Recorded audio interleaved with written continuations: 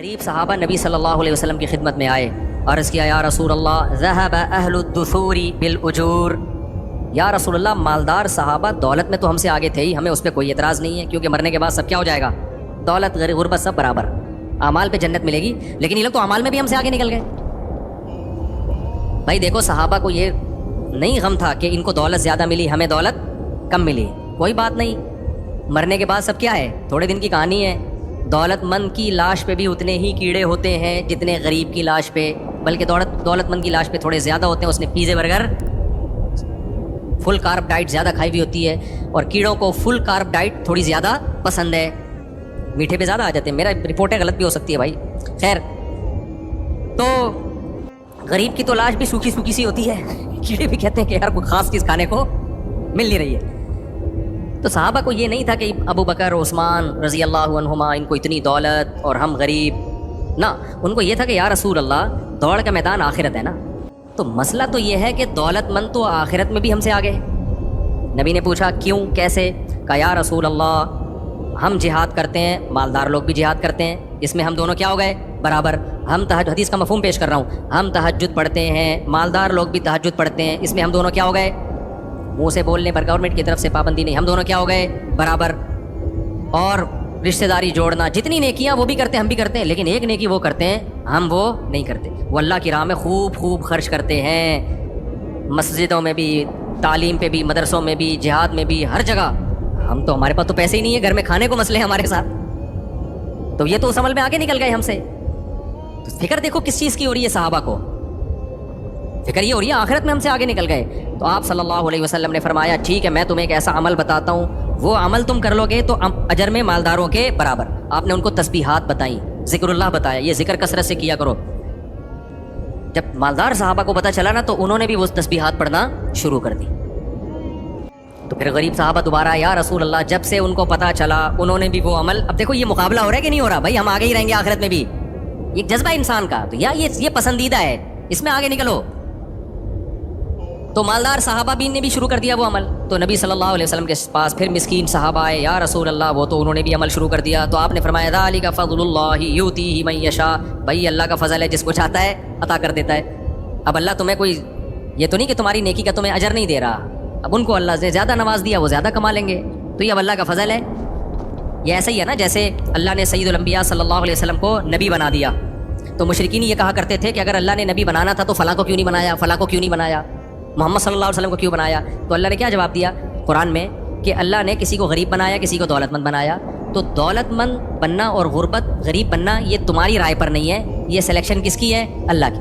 حالانکہ یہ کم درجے کا معاملہ ہے، تو نبوت تو اس سے بھی اونچی چیز ہے، اس میں تمہاری رائے تھوڑی چلے گی، اس میں تو اللہ کی سلیکشن ہوگی، جس کو اللہ چاہے گا اس کو سلیکٹ کرے گا۔ تو کچھ نعمتیں اللہ کی طرف سے اضافی ملتی ہیں، یہی اشکال صحابیات کو ہوا کہ یا رسول اللہ ہم عورتیں بھی نیک کام کرتی ہیں، مرد بھی نیک کام کرتے ہیں، ہم بھی صدقہ کرتی ہیں، مرد بھی صدقہ کرتے ہیں، لیکن ایک کام مرد ہم سے آگے، وہ جہاد کرتے ہیں، ہم جہاد نہیں کرتی، اور کر نہیں سکتی ہم عورتیں، ہم کیسے، عورت میں اتنا بہادری تو نہیں ہوتی۔ تو قرآن میں کیا آیتیں نازل ہوئی ہیں؟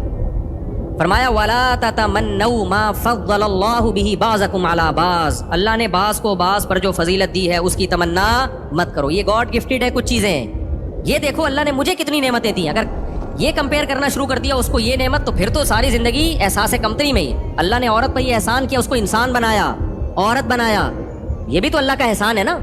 موسیٰ علیہ السلام کی ماں عورت تھی نا، ان کے پیٹ سے کس کو جنا اللہ نے، پیغمبر کو جنا۔ کسی نے زبردست بات کی ہے کہ اللہ نے عورت میں کوئی پیغمبر نہیں بنایا، لیکن کوئی پیغمبر ایسا نہیں ہے جو عورت نے جنم نہ دیا ہو، کتنا بڑا مقام اللہ نے ان کو دے دیا، اور ان کا ذکر بھی قرآن کر رہا ہے موسیٰ علیہ السلام کی ماں کا۔ تو یہاں ایک اشکال کا جواب دے کے بس میں آگے چلتا ہوں، بلکہ اشکال تو نہیں ہے، اس کی ایک حکمت بیان کرتا ہوں کہ دیکھو اللہ نے مالدار کو فضیلت اس لحاظ سے دے دی کہ وہ نیکی بھی کرے گا، صدقہ بھی کرے گا، تو وہ آگے نکل جائے گا قیامت کے دن۔ غریب اس طرح سے صدقہ خیرات نہیں کر سکتا، زکوٰۃ لینے والا ہوتا ہے غریب، اور مالدار زکوٰۃ دینے والا، تو لینے کی کوئی فضیلت ہے، کوئی ثواب ہے؟ بولتے کیوں نہیں بھائی، دینے کے تو بہت ثواب ہے نا، تو دینے والے کو ثواب مل رہا ہے، لینے والے کو تو صرف پیسے مل رہے ہیں، ثواب تھوڑی مل رہا ہے۔ یہاں ایک اشکال پیدا ہوتا ہے، بھائی اللہ نے پھر مالدار کو اتنا نوازا کیوں ہے؟ اصل میں جواب یہ ہے کہ مالدار کی آزمائش زیادہ ہے، غریب کی آزمائش کم ہے۔ ہم سمجھتے ہیں غریب کی آزمائش زیادہ ہے، مالدار کی کم ہے، نا نا نا نا، معاملہ الٹا ہے، غریب کی آزمائش کم ہے، مالدار کی آزمائش زیادہ ہے. تو جس کو زیادہ آزمایا جاتا ہے اس کو بینیفٹس بھی زیادہ دیے جاتے ہیں. جس سے ہارڈ ورکنگ والا کام لیا جاتا ہے اس کو سہولتیں زیادہ دی جاتی ہیں. کمپنی میں ہوتا ہے نا, کسی امپلائی کو سب کو تنخواہ برابر, اس کو کسی جنگل میں بھیج دیا کسی اہم مہم پر, تو الاؤنس اس کو زیادہ ملتا ہے کہ نہیں ملتا؟ بھائی اس کے کام سخت ہے. آپ کہو گے لو بھائی مالدار ایک تو ویسے بھی عیاشی کر رہا ہے اور جنت میں بھی عیاشی کرے گا, تو اس کی آزمائش زیادہ کہاں سے, اس کی تو کم ہے. بھائی یہ جب ہے جب آپ کے پاس پیسے نہ ہو, پھر آپ کو یہ لگے گا. جب پیسے آئیں گے پھر آپ کو لگے گا پیسہ ہوتے ہوئے نماز پڑھنا مشکل, بغیر پیسوں کے نماز پڑھنا آسان. سمجھ میں آ رہی ہے بات کہ نہیں آ رہی؟ پیسہ ہوتے ہوئے زنا سے بچنا مشکل. پیسہ ہی نہیں ہے تو کوئی لفٹ ہی نہیں کرائے گی, ٹھیک ہے نا, آرام سے ہنسی خوشی زندگی. رشتہ نہیں مل رہا ہوتا, گرل فرینڈ کہاں سے ملے گی؟ ایک آدمی نے مجھے بتایا, مالدار تھا, کہہ رہے میرے پاس بچپن میں پیسہ آ گیا جس سے میں اتنی سخت آزمائش میں پڑا. اس نے کہا جب تک پیسہ نہیں تھا کوئی آزمائش نہیں تھی, نماز پڑھتا تھا, داڑھی رکھ لی میں نے. کہہ رہا جب میرے پاس دولت آئی ہے نا تو لڑکیوں کے فون آنا شروع ہو گئے. پنجاب میں کسی نے واقعہ سنایا کہ لڑکیوں کے فون, وہ مجھے خود اٹریکٹ کرتی تھی, فون نمبر دیتی تھی, پتے بتاتی تھی, اتنے پیسے اتنے پیسے. کہہ رہے میرے دل میں نا خواہشات کا ایک طوفان اٹھتا تھا کہ میں زنا کر لوں, میں زنا کر لوں, میں زنا کر لوں. کہہ رہے میں نے ابا کو بولنا شروع کر دیا میں زنا میں نہ پڑ جاؤں, میری شادی کرا دو. ابا آج کل لفٹ ہی نہیں کراتے. خیر اللہ نے اس کو زنا سے بچایا. کہہ رہے جب غریب تھا تو ایسا کچھ مسئلہ نہیں تھا, جہاں پیسہ آیا, اچھا موبائل, اچھی گاڑی, پیسے والے کا تو پتہ چل جاتا ہے, تو وہاں مشکل ہو گیا زنا سے بچنا. تو پیسے والے کے لیے دین پہ چلنا مشکل. جب پیسہ آتا ہے تو صدقات و خیرات اتنے نہیں ہوتے جتنی شراب و کباب آتا ہے. تو اس لیے اللہ نے اس کو پروٹوکول دیا ہے کہ بھائی اگر تو پیسے کے باوجود بھی دین پہ چلے گا تو تجھے مقام میں زیادہ دوں گا. یہی وجہ ہے حدیث میں آتا ہے جنت میں غریب زیادہ ہوں گے, دولت مند کم ہوں گے. سمجھ رہے ہو کہ نہیں سمجھ رہے؟ وجہ اس کی ہے کہ غریب آدمی کے لیے آسان تھا, وہ پہلے ہی بیچارہ, اس کو ناشتے کے ویسے بھی بیچارے کو پیسے نہیں ہوتے, کہتے چلو ہم کیا کرتے ہیں, ٹھیک ہے نا, روزہ رکھ لیتے ہیں. مالدار آدمی کے پاس تو 20 قسم کی چیزیں کھانا کھانے کی, 20 قسم کے موقع عیاشیوں کے, شو مارنا, تکبر, یہ ساری بیماریاں کس کی ہیں؟ دولت مندوں کی ہیں. اس لیے دولت ہر ایک کے لیے اچھی بھی نہیں ہوتی. اس لیے اللہ سے دولت نہیں مانگنی چاہیے, اللہ سے رزق حلال میں برکت مانگنی چاہیے. پھر اللہ دولت کی صورت میں دے دے یا غربت میں ہی اللہ برکت دے دے, وہ اللہ کی مرضی ہے. علماء نے منع کیا ہے ڈائریکٹ دولت کبھی نہ مانگو اللہ سے, اللہ مجھے مال و دولت دے, یہ الفاظ ہی غلط ہیں. اے اللہ میرے رزق میں کیا دے؟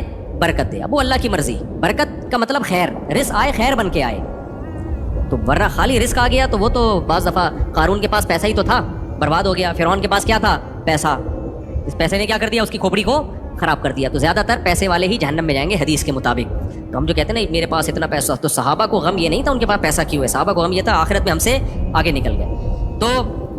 تو خواہشات کو لگام دینے کی ضرورت ہے. جب خواہشات آپ کے کنٹرول میں ہوں گی تو پھر خواہشات آپ کے حساب سے چلیں گی. تو شریعت نے یہ نہیں کہا خواہشات کو کچل دو, کیا کہا شریعت نے؟ خواہشات کو لگام دو. آپ فیصلہ کرو گے کون سی خواہش پوری کرنے کی ہے اور کون سی خواہش پوری کرنے کی نہیں. دیکھو شوگر کے مریض اپنی لگام کھانے کے معاملے میں ڈاکٹر کے حوالے کرتا ہے.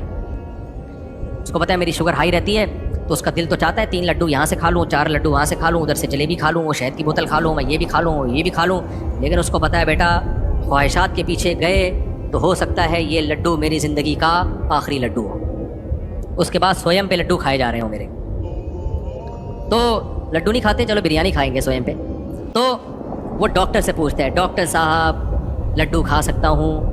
ڈاکٹر کہے گا بھائی آرٹیفیشل لڈو کھا سکتے ہیں, جو دیکھنے میں میٹھا لگے حقیقت میں میٹھا. ایسے بھی آتی ہے نا چائے میٹھی پی سکتے ہو, یعنی وہ والی میٹھی جو شوگر کے مریض وہ ہوتی میٹھی ویٹھی نہیں ہے, وہ تھوڑا سا وہ پتہ نہیں کوئی کیمیکل ڈالتے ہیں, اس سے ڈائٹ بوتل ہوتی ہے جیسے.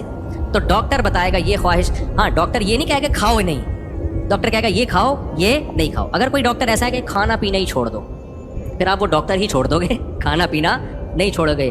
کوئی مذہب اگر آپ سے یہ کہتا ہے کہ دنیا ہی چھوڑ دو, ننگ دھڑا ہو جاؤ, ساری خواہشات کو چل دو, تو بھائی وہ مذہب ہی چھوڑ دو, پھر وہ مذہب دین فطرت نہیں ہو سکتا. تو اسلام ہے جو اعتدال کا راستہ سکھاتا ہے. خواہشات نہیں چھوڑنی ہے, خواہشات کو لگام دینا. اس لیے تو میں ولاگ بنا کے ڈالتا ہوں تاکہ یہ تصور لوگوں کی کھوپڑی سے نکلے کہ مذہبی آدمی تیرتا ہوا, گھوڑے پہ دوڑتا ہوا, جنگل میں ہرن کا شکار کرتا ہوا تمہیں برا کیوں لگ رہا ہے. یہ کانسیپٹ دماغ سے کیا کرو, ختم کرو.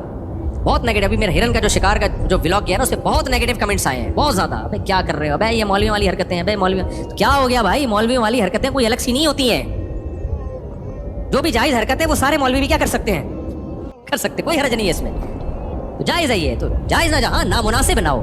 بعض جائز انٹرٹینمنٹ ہوتی ہے لیکن وہ علماء پہ سوٹ نہیں کرتی ہے. ابھی جیسے میں کینیڈا گیا نا, تو انہوں نے میری ہیلی کاپٹر پہ سواری کا انتظام کیا ہوا تھا. جاپان میں گیا, ارشاد بھائی نے گن پوائنٹ پہ ہیلی کاپٹر میں بٹھایا, ہم نے کہا چلو گھوم کے آ جاتے ہیں. جب کینیڈا گیا انہوں نے ہیلی کاپٹر کا انتظام کیا ہوا تھا, آپ کو گھمائیں گے بیان کے بعد ہیلی کاپٹر پہ. مجھے دل پہ بہت بوجھ تھا کہ یار کیا ہیلی کاپٹر پہ بچوں کی طرح میں شکار, تو ایک شکار جو ہے نا وہ تو ایک وہ خاندانی لوگوں کا کام ہے. میں نہیں کہہ رہا میں بہت خاندانی ہوں, لیکن شکار میں دلچسپی ہمیشہ سے کن کو رہی ہے؟ خاندانی لوگوں کو. اسماعیل علیہ الصلوۃ والسلام جو تھے نا, نبی صلی اللہ علیہ وسلم نے جب صحابہ کو تیر اندازی کی ترغیب دی تو آپ نے فرمایا ارمو فإن اباکم کان رامیا, تیر لگاؤ سیکھو تیر اندازی, اس لیے کہ تمہارے باپ اسماعیل وہ تیر انداز تھے, ان کا گزر بسر شکار پہ تھا. شکار پیغمبروں نے کیا ہے بھائی. جو ویجیٹیرین ہے ان کو اشکال ہوتا ہے ہائے بیچارہ ہرن. کچھ لوگوں کے یہ بھی کمنٹ تھے ہائے بیچارہ ہرن, تو یہ نہیں دیکھ رہے بیچارہ مفتی صاحب پورا افریقہ کا جنگل گیا اور ایک ہرن بھی شکار کر کے نہ لائے, اس پہ ترس نہیں آ رہا, ہرن پہ ترس آ رہا ہے. ہاں ہرن کو مارنا برائے مارنا یہ حرام ہے اسلام میں. آپ اس کو ماریں کس کے لیے؟ کھانے کے لیے, انسان کے کام آئے گا. پھر ٹھیک ہے, تو ہم نے تو کھایا کم صدقہ زیادہ کیا, وہ ہرن انسانوں کے کام آیا. بہت سے 2 ہرن تو پورے انہی کو پکڑا دیے جو بیچارے گئے تھے ہمارے ساتھ, وہ تو خوش ہو گئے. تو ایک ہرن قتل ہوا ہے, لیکن اس کے بدلے میں کتنے غریبوں کا پیٹ بھرا ہے. تو اگر مار کے پھینک دیں پھر یہ حرام ہے. یہ تو آپ انٹرٹینمنٹ کے لیے کہ جانور کی جان کو ضائع کرو, تبھی ہم حرام جانوروں کا شکار نہیں کرتے, کیونکہ وہ ظلم ہے, کھانا ہے نہیں اس کو, خام خواہ میں کیوں مار رہے ہو؟ تو ایسے تو ہم بھائی ایک پرندہ مارنا بھی حرام سمجھتے ہیں. ہاں جب جانور کا شکار ہم حلال سمجھیں گے جب اس کا فائدہ کس کو ہو؟ انسانوں کو. تو انسانوں کا پیٹ بھرے گا, ہم نہیں کھائیں گے تو شیر کھا جائے گا اس کو. کوئی نہ کوئی تو ہرن کو بالآخر کھاتا ہے, جب بڈھا ہو جاتا ہے نا ہرن تو پھر بھاگ بھی نہیں سکتا, تو شیر ہی آ کے کھائے گا. تو شیر سے بہتر نہیں ہے کون کھا لے؟ جمشید کھا لے, غفار کھا لے, وسیم کھا لے, یہ زیادہ بہتر ہے. کیا خیال؟ تو اسلام کے جو بھی جائز چیزیں ہیں ان کو جب آپ ڈیپ میں جا کے غور کرو گے تو وہ انسانیت کا اس میں فائدہ ہی ہے.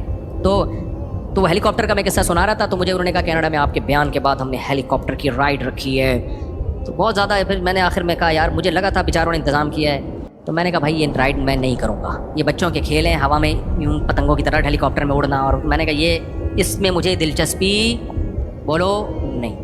تو وہ زبردستی کینسل کروائیے. میں نے کہا علماء پہ سوٹ بھی نہیں کرتا نا, یہ جہاز میں جا رہے ہیں تو ولاگ بنا رہے ہیں, میں پائلٹ کے ساتھ بیٹھا ہوا ہوں, یا میں یہ تو عجیب سا چھچور پنا سا لگتا ہے. تو جو جائز چیزیں پائلٹ کے ساتھ, چلو پائلٹ کی حوصلہ افزائی کے لیے بھی سمجھ میں آتا ہے, لیکن ہیلی کاپٹر کا مجھے سمجھ میں نہیں آتا. ان کو میں نے سختی سے منع کر دیا. ہاں جو نیاگرا فال ہے وہ قدرت کا ایک شاہکار ہے, وہ تو ہم دیکھیں گے, دیکھنے جائیں گے, انجوائے کریں گے. کسی کو تکلیف ہوتی ہے جلائیں گے. تو کیوں تکلیف ہو رہی ہے تمہیں بھائی؟ تمہیں اللہ نے پیسہ دیا, تم بھی چلے جاؤ, نہیں دیا تو دعا کرو اللہ دے دے, ہم بھی جا کے چلے ہیں. یہ تو جب ہم دوسروں کو دیکھتے تھے ہم یہی دعا کرتے تھے اللہ ہمیں بھی دے دے, ہم بھی چکر وکر لگا لیں. نہیں دیا تو کوئی ٹینشن بھی نہیں آتے تھے کہ چلو بس نہیں ہے تو بیٹھو آرام سے. اور ویسے بھی میں کون سا کینیڈا اپنے خرچے پہ گیا ہوں, مجھے تو اسپانسر کیا تھا, بیانات کے لیے بلایا تھا, ہیلی کاپٹر میں گھمانے کے لیے. یہ تبلیغی دورہ تھا میرا جو بیانات کے لیے تھا. یہ گھمائی پھرائی تو ضمناً غریبی میں چل رہی ہوتی ہے.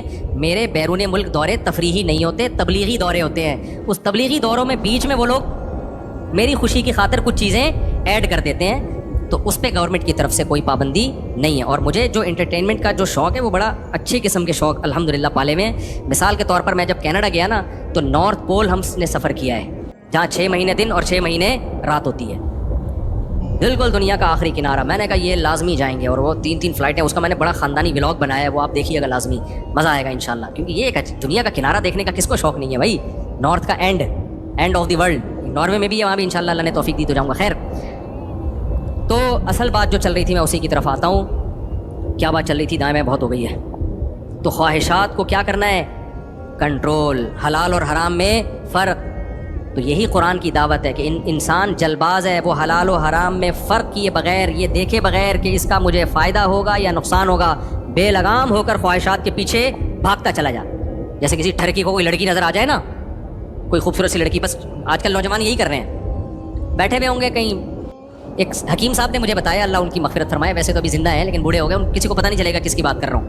انہوں نے مجھے اپنا واقعہ سنایا, مجھے کہنے لگے میری 2 بیوی ہیں. میں نے کہا ماشاء اللہ. کہنے لگے میں بہت ٹینشن میں ہوں. میں نے کہا کیوں بھائی؟ کہتے ہیں میں اپنی کلینک میں یا مطب میں بیٹھا ہوا تھا, اچھا والا شادی شدہ تھا, پہلی بیوی بڑی خاندانی شریف شرفا, اس سے بچے بھی.